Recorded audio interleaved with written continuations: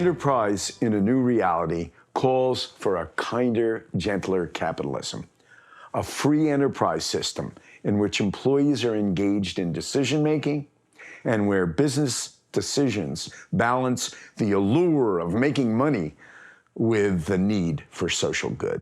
In 1957, I got a glimpse of capitalism's dark side from a kid's perspective.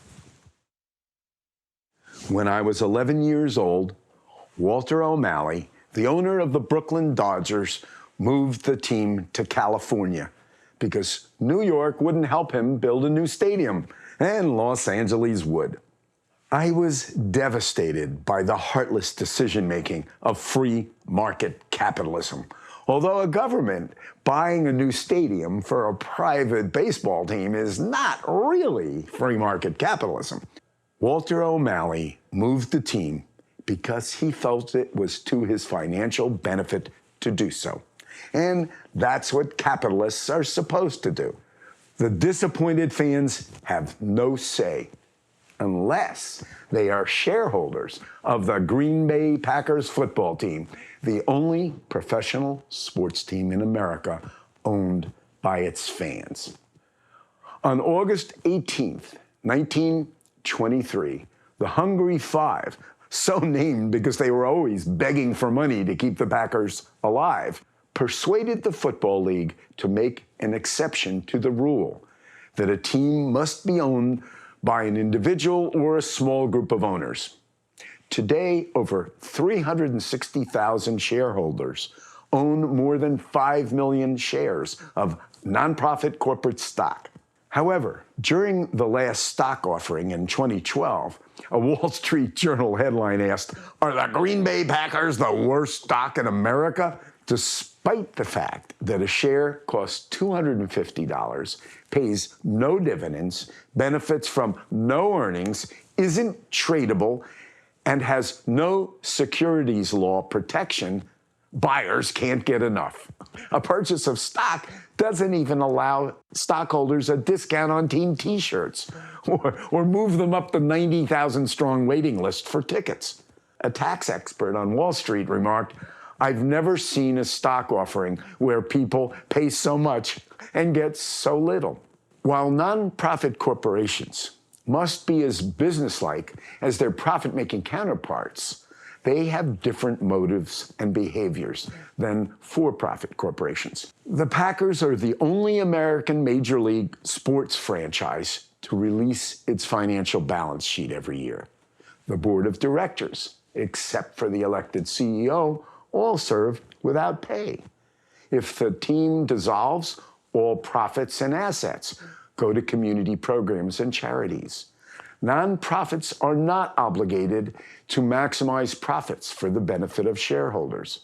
I have helped start and run charitable nonprofit corporations in several countries to conserve and protect open land from development, to provide services for delinquent and at-risk youth, to teach public schools how to reduce violence, and to offer master's degrees in restorative practices, a new social science. An investment group inquired about buying the nonprofit graduate school I had founded, but quickly backed off when the investors realized that we had spent 11 years getting approved and accredited, and we're still building student enrollment to cover all our costs. That's what nonprofit corporations accomplish. They do things that people want done, but that profit-making corporations would not likely undertake nor sustain. The concept of a company not operated for profit was once a novel idea.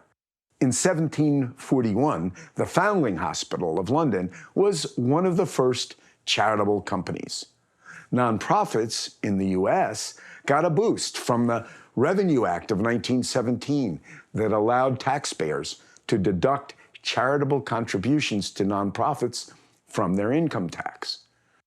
Nonprofit corporations are now responsible for organizing almost all U.S. amateur sports programs. Since the 1970s, U.S. charitable nonprofits have expanded their range of activities, operating social service programs at a local level that are often subsidized by state and federal government monies. Our own CSF and Bucksmont youth service programs were founded in that era.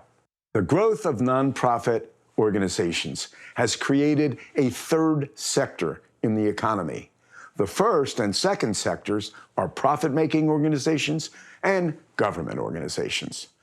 Nonprofits employ 10% of the non-government workforce in the U.S. So what would happen if every local professional sports team became a nonprofit corporation? Nonprofits are not intended as a replacement for all profit-making businesses. But in the case of professional sports, they provide a good way to run a business that is accountable to the local community. And that is why the Packers are still playing in Green Bay, Wisconsin, a city of only 100,000, while Brooklyn, with a couple of million people, is no longer home to the Dodgers.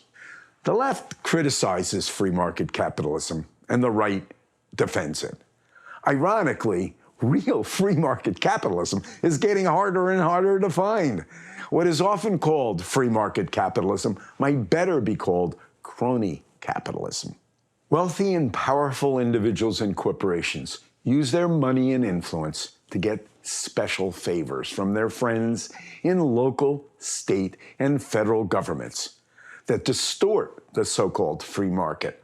Politicians provide tax breaks, zoning exceptions, favorable regulations, protective tariffs, no-bid contracts, financial subsidies, use of eminent domain, and even infrastructure projects that favor certain companies or individuals, like support for a new stadium. In return, crony capitalists support certain politicians with campaign donations. Corrupt governance corrupts the free market. The free market, after all, is simply a democratic decision-making mechanism in which people vote with their money. Their collective purchases, sales, and investments influence what is produced, how much of it, and how much it costs. Profit-making corporations that operate with integrity in the free market make significant contributions to the well-being of society. Besides their obvious contribution of jobs, goods, services, and taxes that support society, they often contribute voluntarily to worthy civic causes. Sometimes they do so because it is good public relations and marketing, although they may be part of a growing movement called caring capitalism. Among the pioneers is Ben & Jerry's ice cream. In 1978, after taking a $5 correspondence course on ice cream making, Ben Cohn and Jerry Greenfield opened their first store in a renovated gas station in Burlington, Vermont. Today, Ben & Jerry's ice cream is one of the world's largest ice cream producers. Since 1985, Ben & Jerry's has donated 7.5% of its profits to charities and provides its employees with good salaries, profit sharing, health club memberships, daycare services, and college tuition aid. The company seeks organic suppliers, uses environmentally friendly packaging, and creates opportunities for economically depressed areas and disadvantaged people. However, in 2000, the Caring Corporation feared a challenge to its way of doing business when Unilever, the huge Anglo-Dutch conglomerate, decided to buy the company. Although the founders were reluctant to sell, they felt duty-bound to maximize the financial benefit for their stockholders. In fact, under existing law, corporate leaders are vulnerable to stockholder lawsuits and hostile takeovers if they don't make the stockholder their sole priority. That is until the nonprofit B-Lab was created to help corporations balance social responsibility and profit. Several successful entrepreneurs founded B-Lab, a nonprofit corporation to serve a global movement of people using business as a force for good. B-Lab has developed self-assessment tools and a certification process for companies who want to meet high standards of ethical governance and positive social impact. In 2012, with Unilever's support, Ben & Jerry's went through B-Lab's certification process, and in doing so, formally joined the caring capitalism movement that the ice cream company itself had inspired. In the meantime, B-Lab invented the Benefit Corporation, a hybrid corporation, merging the social goals of the traditional nonprofit with the financial goals of a profit-making corporation. The Benefit Corporation can set goals in addition to making a profit, and shareholders know this before they buy the stock. Some critics see the Benefit Corporation as a threat to shareholder property rights, claiming that it's socialism. But all the ownership and decision-making stays in private hands. And in the spirit of the free market, investors now have another choice. Consumers also have another choice. Many would prefer to buy from what they consider ethical companies. Some people believe that all capitalists are inherently greedy. But that attitude is contradicted by the growing interest in benefit corporations and in B-Lab's certification, which suggests that caring capitalism may be coming our way. In 2010, Maryland authorized the first benefit corporation in the United States. 35 states now offer the option. B-Lab Europe launched in 2015. There are now over 4,000 certified B corporations in 74 countries and 150 industries. More than 150,000 companies worldwide are using B-Lab's free assessment tool. So, for business people who are interested in building a new reality for free market capitalism, to be or not to be, that is the question. One of the primary themes in emerging organizational management and restorative practices thinking was first expressed in a 1997 Harvard Business Review article, Fair Process, Managing in the Knowledge Economy. Although the concept arose in a business context, fair process relates to how leaders handle their authority in all kinds of roles, from parents and teachers to managers and administrators. Professors Chan Kim and Renee Mauburn wrote, individuals are most likely to trust and cooperate freely with systems, whether they themselves win or lose by those systems, when fair process is observed. The three principles of fair process are engagement, involving individuals in decisions that affect them, by listening to their views and genuinely taking their opinions into account.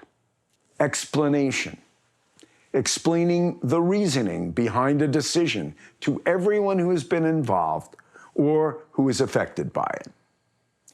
Expectation clarity, making sure that everyone clearly understands a decision and what is expected of them. Two contrasting business case studies illustrate the significance of fair process in organizations. In the summer of 1992, at Volkswagen's Puebla, Mexico manufacturing facility, workers turned down a contract recommended both by their union and the company, despite a generous 20% wage increase offer. The union's leaders had not involved employees in discussions about the contract's terms, especially a number of unexplained work rule changes that the workers feared. A massive walkout cost the company about $10 million per day and disrupted its optimistic plans for growth in the U.S. market. On the other hand, troubled Siemens Nixdorf Information Systems had cut 17,000 jobs by 1994, when Gerhard Schulmeier, the new CEO, held a series of urgent meetings, large and small. In these, he personally explained to 11,000 of the company's remaining 32,000 employees the bleak outlook and the need to make deep cuts. He asked for volunteers to come up with ideas to save the company. The initial group of 30 volunteers grew to 9,000 employees and managers who met mostly after business hours, often until midnight. They offered their ideas to the executives, who could choose to fund them or not. Although 20 to 30% of their ideas were rejected, the executives explained the reasons for their decisions, so people felt the process was fair. By the next year, the company was operating in the black again, and employee satisfaction had doubled despite the drastic changes underway. It was one of the most remarkable company turnarounds in European business history. These two contrasting case studies illustrate the advantages of engaging the collective intelligence of large groups of ordinary people in the decision-making process. We typically think about enterprises where bosses manage by telling people what to do. However, there is growing evidence that when everyone in an organization has more voice, choice, and shared responsibility, the enterprise achieves better outcomes than through top-down management and decision-making. Morningstar, the world's largest tomato processing company, has taken the most radical approach to decentralizing authority in enterprise. Employees have no bosses. The company's centrally located administration relies on staff at every facility to make their own decisions, including hiring people, buying new equipment, and dealing with problems. There are no middle managers. Reinventing Organizations, a book by Frederick Laloux, a former management consultant, explains key concepts related to Morningstar and similar organizations which function with no bosses. Laloux highlights the fact that in today's economy, high levels of trust and decentralized organizational decision-making are advantageous. Of course, there are many ideas for reforming capitalism, from consumer co-ops to worker-owned companies, all entrepreneurial possibilities that people throughout the world are exploring. However, the growing innovative spirit within enterprise cannot alone bring about a kinder, gentler capitalism. Capitalism without democracy is a danger unto itself. Gains in productivity must be shared, not hoarded by the wealthy few. Simply look at the numbers. Real wages for the typical worker from 1978 to 2019 grew 13.7%. Compensation for corporate CEOs during those same 42 years grew 1,167%. Since 1949, the wealthiest 1% of Americans have more than doubled their share of the nation's wealth, from 21% to 43%. The wealthy pay federal capital gains taxes of only 15 or 20% on most of their investment income, while wage earners pay up to 37% on their earned income. These disparities are outrageous and unjust. Ray Dalio, founder of the largest hedge fund in the world, Bridgewater Associates, warns that capitalism basically is not working for the majority of people.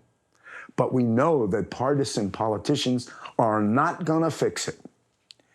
We are either stuck with the current disparities, or we begin to rely on what is known as the wisdom of crowds.